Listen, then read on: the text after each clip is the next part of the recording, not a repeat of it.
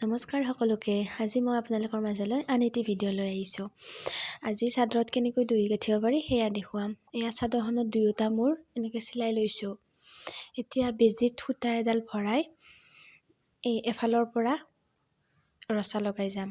এনেকৈ বেজীটো সোমাই দি ৰচাটো অলপ দীঘলকৈ ৰাখি গুৰিত দুটাকৈ গাঁঠি দি ল'ম। এয়া দেখুৱাৰ নিচিনাকৈ অলপ দীঘলকৈ ৰাখি ৰচাটো কাটি ল'ব।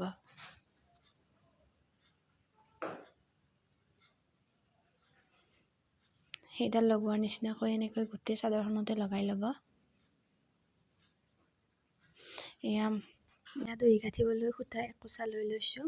এই ৰচাডালত সূতাখিনি ওপৰত দি এনেকৈ গাঁঠি লগাই দিম। গুৰিত এনেকৈ দুটা গাঁঠি লগাই ল'ব যাতে থোপটো খুলকি নাযায়। এতিয়া গুলিৰ সূতাডালেৰে এই থোপটোৰ অলপ দূৰত এনেকৈ দুবাৰ মেৰ দি দুটা গাঁঠি লগাই ল'ব। এয়া দেখুৱাৰ নিচিনাকৈ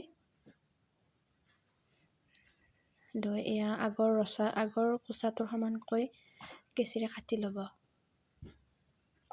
এয়া থোপ হৈছে, এইটো এটা থোপ হৈ গ'ল।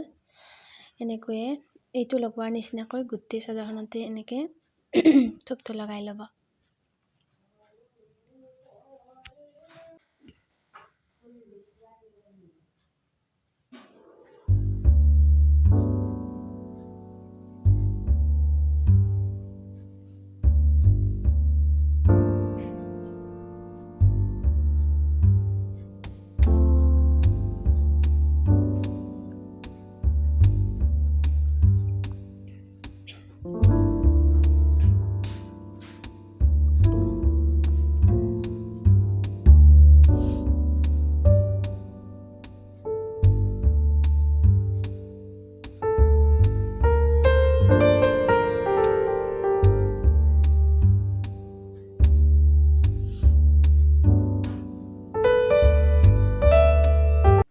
এনেকৈ গোটেই চাদৰখনতে গাঁঠি হৈ গ'ল মোৰ।